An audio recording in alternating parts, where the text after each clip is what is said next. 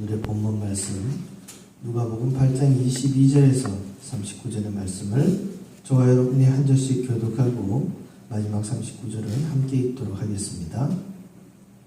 말씀을 봉독합니다. 하루는 제자들과 함께 배에 오르사 그들에게 이르시되 호수 저편으로 건너가자 하시매 이에 떠나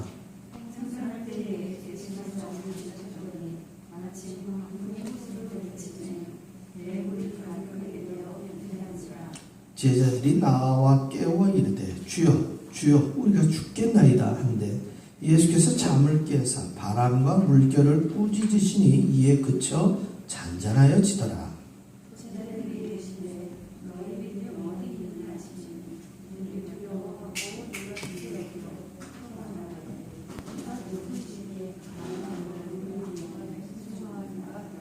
그들이 갈릴리 맞은편 거라사인의 땅에 이르러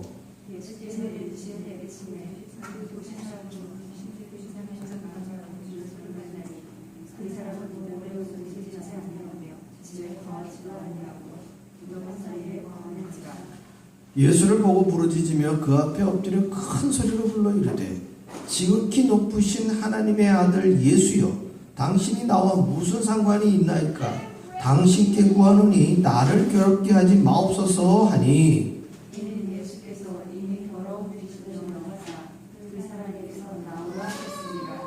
귀신이 그 사람을 쫓아오는데 그를 생사슬과 무덤에 내어 지켰을 때 그 맨 것을 끊고 귀신에게 물어 예수께서 내 이름이 무엇이냐 물으신 적 이르되 군대라 하니 이는 많은 귀신이 들렸음이라. 마침 그곳에 많은 돼지떼가 산에서 먹고 있는지라 귀신들이 그 돼지에게로 들어가게 허락하심을 간구하니 이에 허락하시니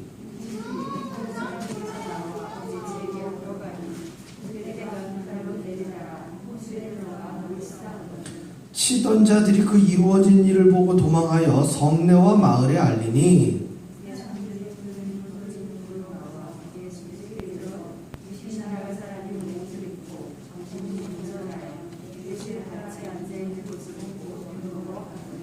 귀신 들렸던 자가 어떻게 구원받았는지를 본 자들이 그들에게 이르매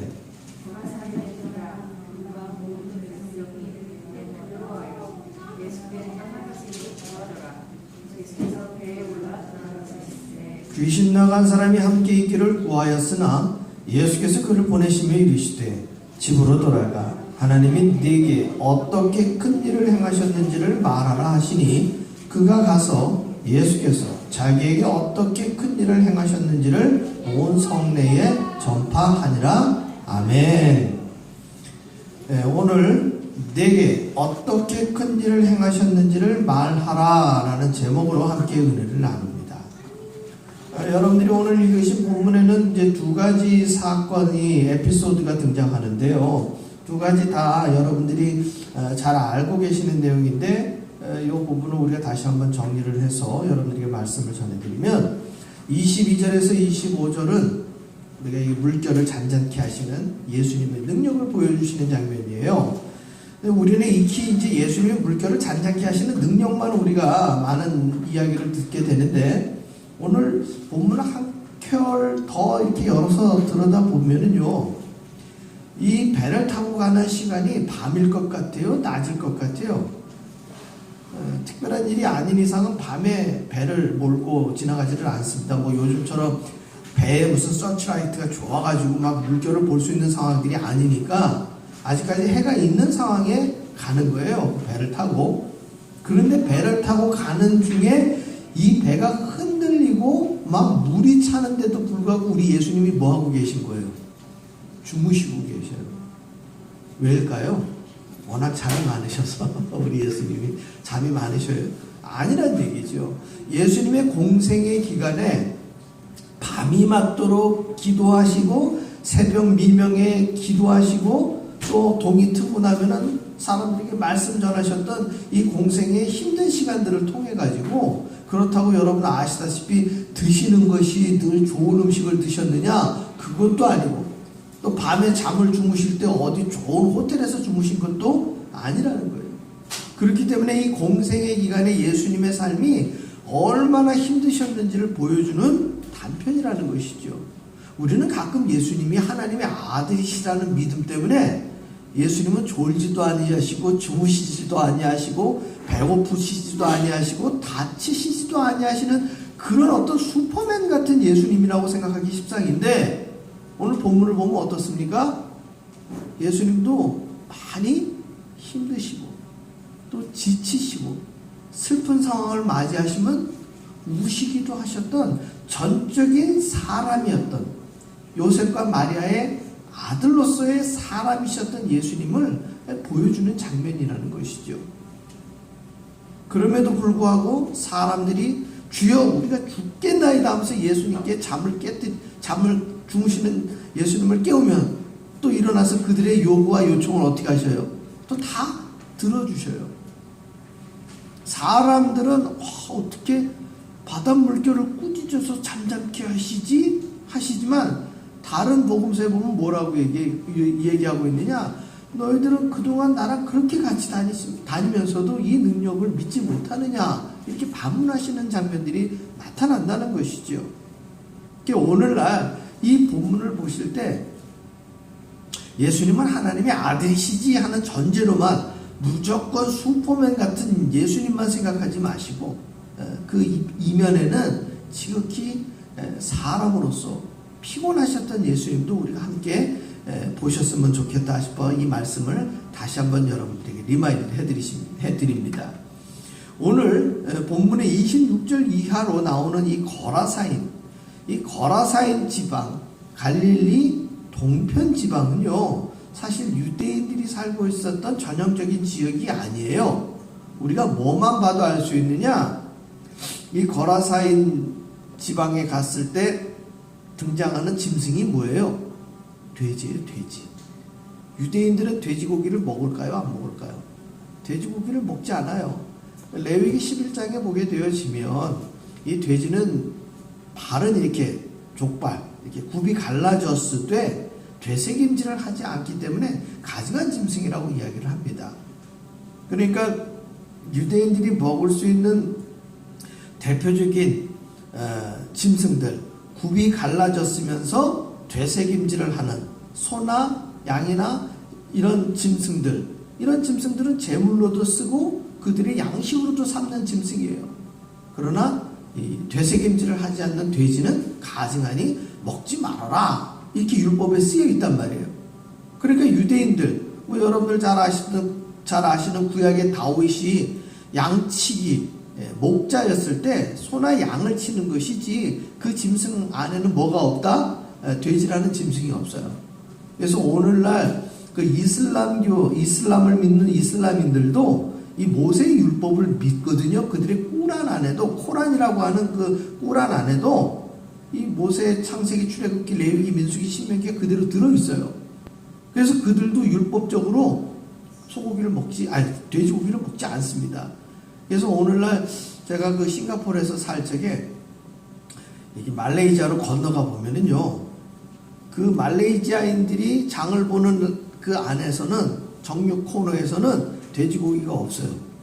근데 따로 돼지고기만 파는 칸이 따로 있어요. 거기는 외국인들만 들어가는데 말레이시아 사람 들어갈 수 없고, 그래서 외국인들이 들어가서 그들이 원하는 돼지고기를 거기서는 살 수가 있어요. 그러니까 오늘날도 그렇게 구별되어 있죠. 말씀 나와서 잠깐 말씀드리면, 힌두교인들과 이슬람교인들이 함께하지 못하는 이유 중에 하나는 이 음식 문화에도 굉장히 중요한 벽이 있죠.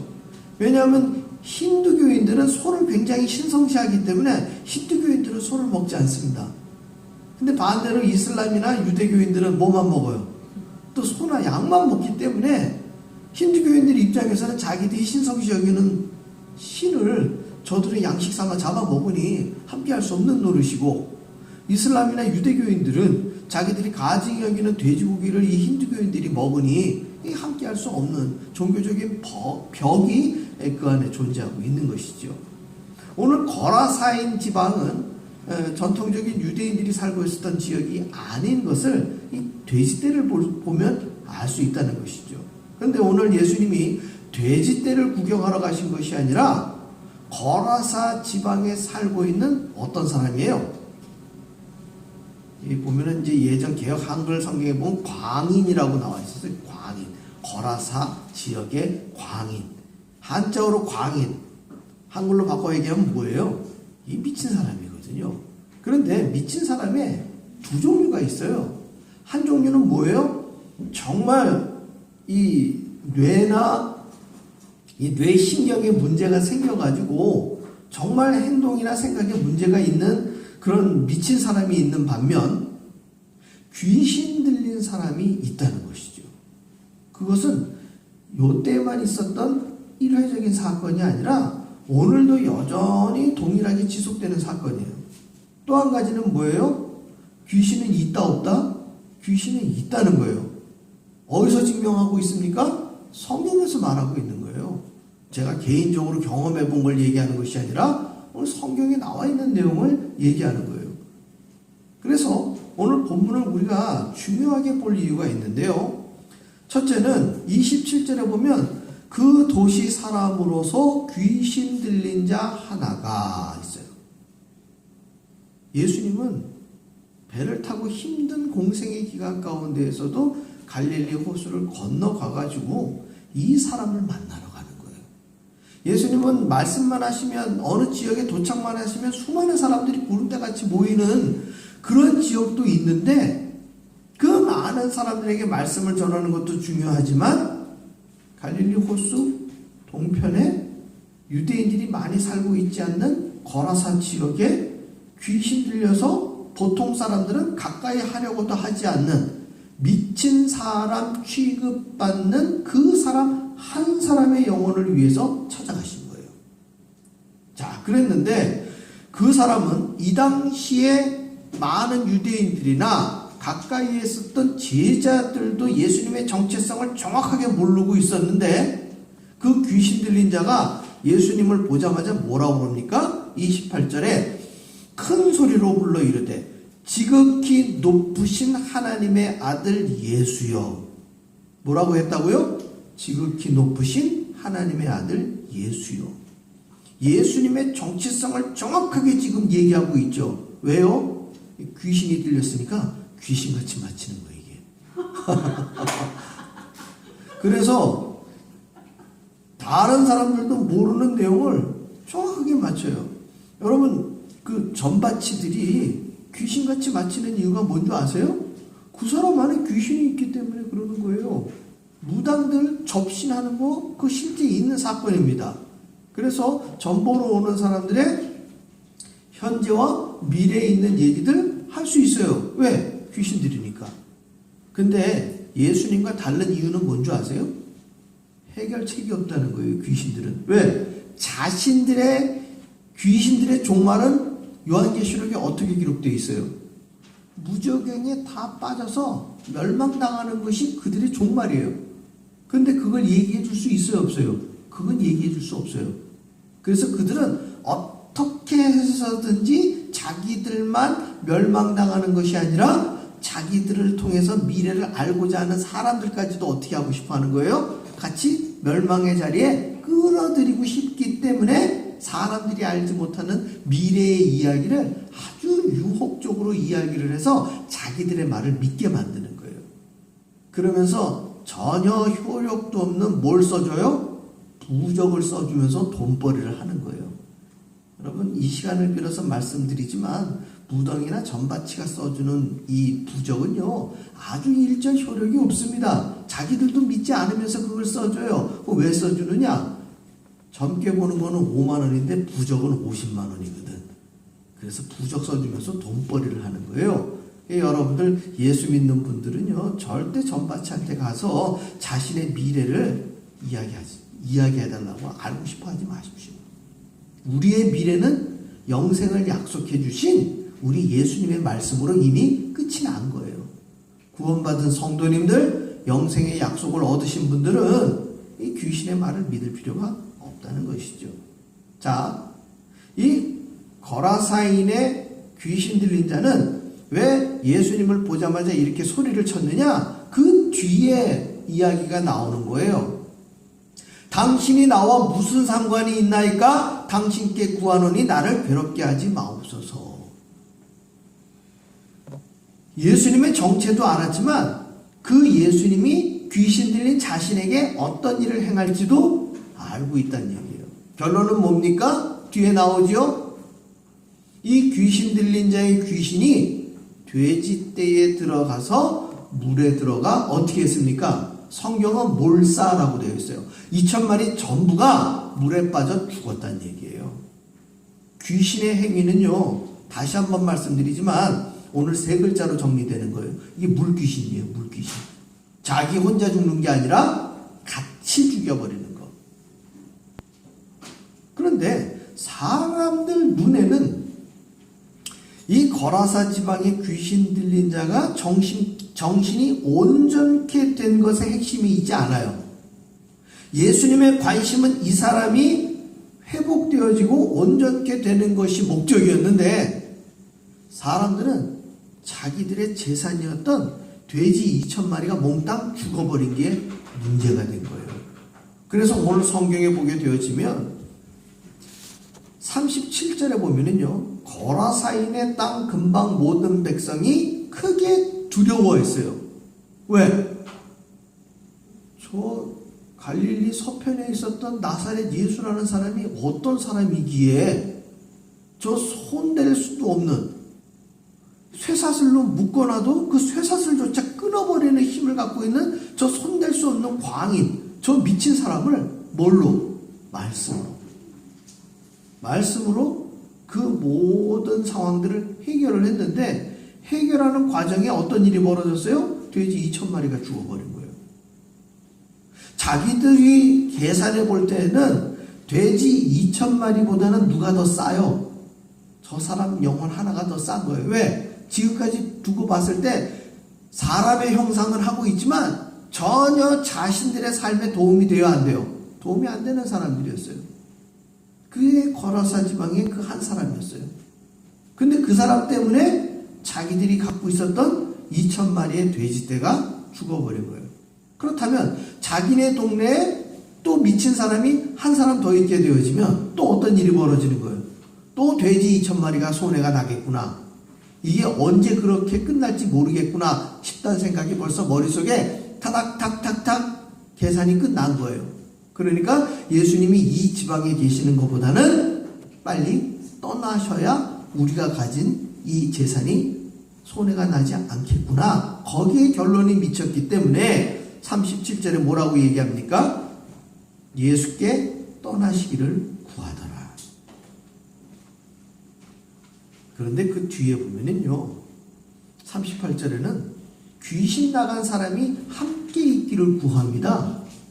두 부류의 사람이 완전히 다른 모습을 보이죠?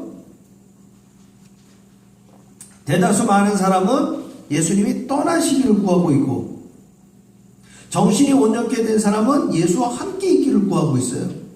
그런데 예수께서 그를 보내시며 이르시되, 함께하지 않고 그를 보내고 있습니다. 집으로 돌아가 하나님이 내게 어떻게 큰 일을 행하셨는지를 말하라. 자, 이 정신이 회복된 사람은 집이 어디에 있을까요? 거라사 지역에 있겠죠. 그렇죠? 거라사 지역에 있는 이 사람이 집으로 돌아갔습니다. 그리고 예수님은 분명히 이야기합니다. 너에게 어떻게 큰 일을 행하셨는지를 말하라. 누구에게? 가족들에게 이야기하라. 가족들에게. 바꿔 얘기하면 이 사람이 귀신 들린 이후로부터는 누구도 이 사람을 내친 거예요. 가족들도 내친 거예요. 더 이상 해볼 길이 없으니까. 그리고 성경은 이 사람을 뭐라고 얘기하고 있냐면요, 더러운 귀신 들린 사람이라고 얘기하고 있어요. 자, 그럼 여러분들에게 한번 여쭤볼게요.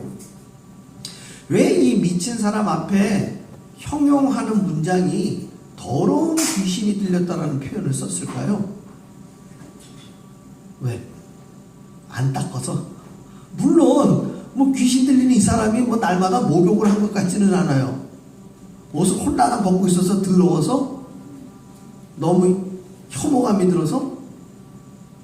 여러분, 귀신은요, 이 귀신은 자기의 정체성이 사람들에게 뭘 주는 거예요? 혐오감을 주는 존재예요. 한번 여러분들 머릿속에 떠오르는 귀신의 존재를 아주 각양각색, 동서 고금을 막론하고 여러분 머릿속에 떠오르는 귀신 중에 참 난 저 귀신 닮고 싶다 하는 귀신이 있어요? 없다는 얘기예요. 영화나 드라마에 등장한 어떠한 귀신의 존재들도 우리 사람들에게 아름다운 존재는 아무것도 없어요. 두 번째, 귀신은 사람으로 하여금 귀신이 들어오게 되어지면 하나님이 창조하신 창조의 목적대로 살게 만들어요? 그렇지 않게 만들어요? 그렇지 않게 만든다는 얘기예요. 그로 인하여 사람들이 더불어 함께 해야 될 공간에서 그를 어떻게 시킵니까? 분리시키는 거예요. 어떻게 하기 위해서? 그의 생명을 빼앗기 위해서. 그래서 이 더럽다는 표현은 단순히 더티의 개념이 아니라 더 큰 개념으로서는 구별되게 만드는 거예요. 하나님은 히브리어로 카도시라고 하는 이 거룩이라는 단어를 세상 사람과 구별된 하나님께 제사 드리는 사람의 의미로서 카도시 거룩을 얘기해요. 그런데 귀신은 사람들로 하여금 더럽고 혐오스럽게 만들어서 구별을 해요. 하나님 앞에 거룩하게 구별되는 것은 생명을 얻게 하고 하나님과 더불어 영생을 누리게 하는 거예요. 그런데 귀신이 들려서 더럽게 하는 것은 사람들과 분리시켜서 어떻게 하는 거예요? 생명을 잃게 만드는 거예요. 그래서 이 더럽다라는 이 표현은 단순히 눈에 보이는 지저분한 개념이 아니라 일상적인 사람들의 삶 속에서 어떻게 시킨다? 구별시키는 거예요. 근데 여러분, 여기에서 우리가 분명히 하나 알아둬야 될 것은 거라사 광인은 누가 보더라도 귀신 들렸고 미친 사람으로 보여요. 그런데 귀신이 우리들의 일상 가운데서 이 거라사 광인같이 모두를 이렇게 만들어가지고 멸망시킬까요? 그렇지 않다는데 더 큰 함정이 있어요. 예수님이 십자가에 달리셨을 때 십자가 아래에 있었던 사람들이 뭐라고 얘기합니까? 네가 하나님의 아들이거든 그 십자가에서 내려오라고 얘기합니다. 이 얘기는 무엇과 흡사한가? 예수님이 처음 공생애 시작할 때에 예수님이 40일을 줄이셔서 배가 고픈 그 시점에서 제일 처음에 등장하는 유혹의 말이 뭡니까?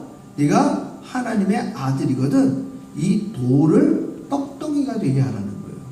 사람으로서 가장 기본적인 욕구, 욕망, 본능, 이것을 마귀는 치고 들어오는 거예요.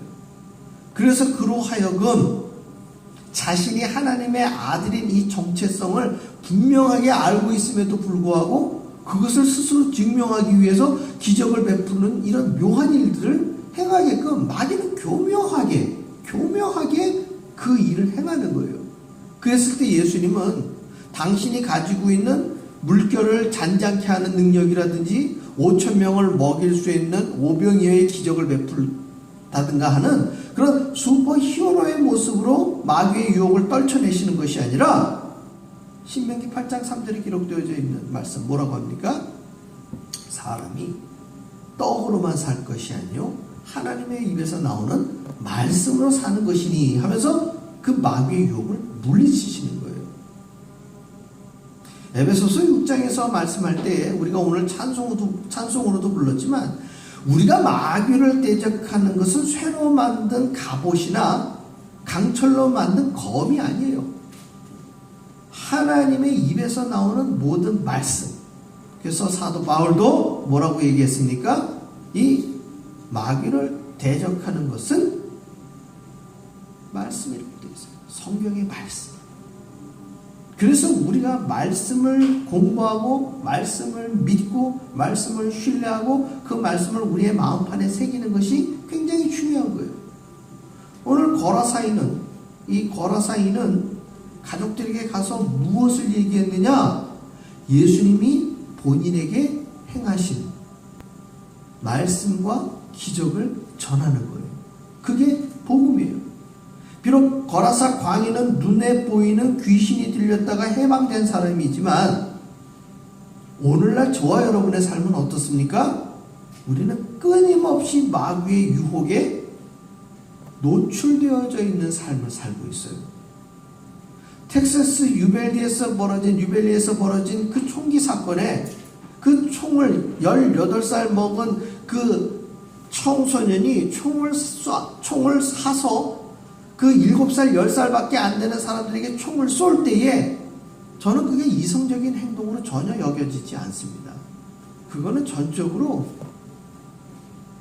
이 마귀에게 붙들린 자기 혼자 죽는 것이 아니라 다른 사람의 생명까지도 끝내 함께 멸망시키는 전적인 마귀의 행위로 보여진다는 것이죠. 마찬가지로 우리 미국에 살고 있는 인구가 약 3억 5천만 명 정도 되는데요. 가지고 있는 총기는요 4억 개가 넘습니다. 그 얘기는 미국에 살고 있는 사람 한 사람당 이 총기류가 1개 이상씩을 갖고 있다라는 거예요. 그러면 여러분 우리가 갖고 있는 거는 지금 1개도 없는데 어떻게 이렇게 많이 갖고 있느냐? 갖고 있는 사람이 더 많이 갖고 있다는 얘기예요. 그럼 더 많이 갖고 있는 이유는 무엇이겠습니까? 표면적인 이유는 자기를 방어하기 위해서 갖고 있다고는 하지만 궁극적으로 어떤 일이 벌어집니까? 자기의 생명을 지키는 것이 아니라 다른 사람의 생명을 빼앗는 일에 사용되고 있다는 것이죠. 사랑하는 성도 여러분, 생명의 주권은 누구에게 있습니까? 하나님께 있어요. 생명을 주신 분은 누구입니까? 하나님이셔요. 저와 여러분의 생명은 우리가 돈을 주고 산 총기로서 나의 생명을 지키는 것이 아니라 나의 생명을 허락하시고 우리에게 영생을 약속하신 하나님께 전적인 그 권위가 권능이 달려있어요. 오늘 성경은 분명히 이야기합니다. 너에게 어떻게 큰 일을 행하셨는지를 말하라. 저와 여러분의 삶 속에 베풀어 주신 하나님의 은혜를 우리가 전할 때 우리의 생명은 누가 지켜주시는 거예요? 하나님이 지켜주시는 거예요. 우리의 믿음 따로 내가 총포상에 가가지고서 총을 쏴서 내 생명 지키는 것 따로 그것은 세상과 주님을 양다리 신앙으로 걸치는 것이지 결단코 주의 헌신하는 모습이 아닙니다. 이것은 똑같아요. 세상과 총을 겸할 수 없는 것이고 세상과 돈을 겸할 수 없는 것이고 세상과 욕망을 겸할 수 없는 것이고 우리는 오로지 주님만 바라보는 믿음으로 오늘도 우리 가운데 행하시는 주의 크고 놀라우신 능력을 우리는 찾고 또 찾아야 돼요. 말씀의 빛으로 우리의 삶에 비추어 봐서 내게 오늘도 베풀어 주시는 주의 능력과 은혜를 우리가 날마다 경험할 때 우리는 비로소 나에게 임하신 주의 큰 일을 담대하게 전파할 수 있는 능력이 우리 가운데 충만하실 줄로 믿습니다. 그 은혜의 능력을 가지시고 날마다 주와 동행하시는 여러분의 은혜 받은 삶이 되시기를 주의 이름으로 축원합니다. 기도하겠습니다.